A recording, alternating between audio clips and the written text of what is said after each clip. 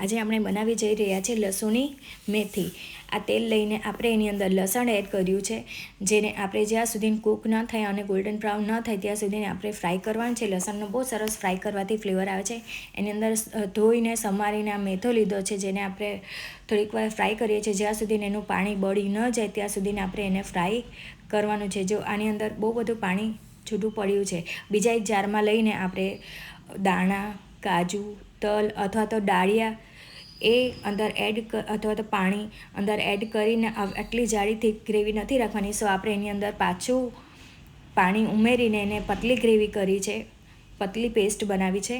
ને એ જ પેનમાં આપણે તેલ લઈ જીરું, હળદર, મીઠું, ધાણા જીરું, રેગ્યુલર મસાલા આપણે એડ કરીને એની અંદર પાણી ઉમેર્યું છે, જેથી મસાલા બળી ન જાય. અને એની અંદર ઝીણા સમારેલા કાંદા ટામેટાં છે, મીઠું છે, ધાણા જીરું છે, આ ટામેટાની આપણે પ્યોરે એડ કરી છે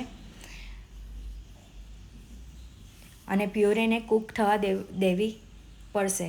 હવે એને થોડીક વાર આપણે 2-3 મિનિટ માટે કૂક થવા દઈએ છીએ. અને જ્યાં સુધીને એનો કલર ન બદલાય, એનું તેલ ન છૂટવું પડે ત્યાં સુધીને 2-3 મિનિટ માટે કૂક થવા દેવું પડશે. આપણે આ પેસ્ટ બનાવી છે, દાણાની કાજુની પેસ્ટ બનાવી છે, તે એની અંદર એડ કરી છે. હવે આ તેલ આમાં છૂટું પડી ગયું છે. હવે એની અંદર મિક્સ કરવાનું અને ફ્રાય કરેલી મેથી, લસણની મેથી છે તેને આની અંદર એડ કરવાની છે.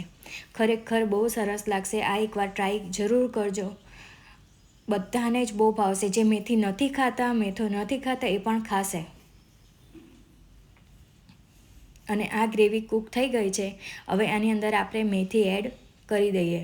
મેથી અને થોડુંક પાણી એડ કરી દઈએ, જેથી બેલેન્સ ગ્રેવી થઈ રહે. અને પછી 2-3 મિનિટ કૂક થયા પછી એની અંદર આપણે થોડુંક બટર એડ કરીશું. બટરથી સ્વાદ બહુ સરસ આવશે. અને આને મેં બાજરાના રોટલા સાથે સર્વ કર્યું છે, સો બહુ સરસ લાગશે.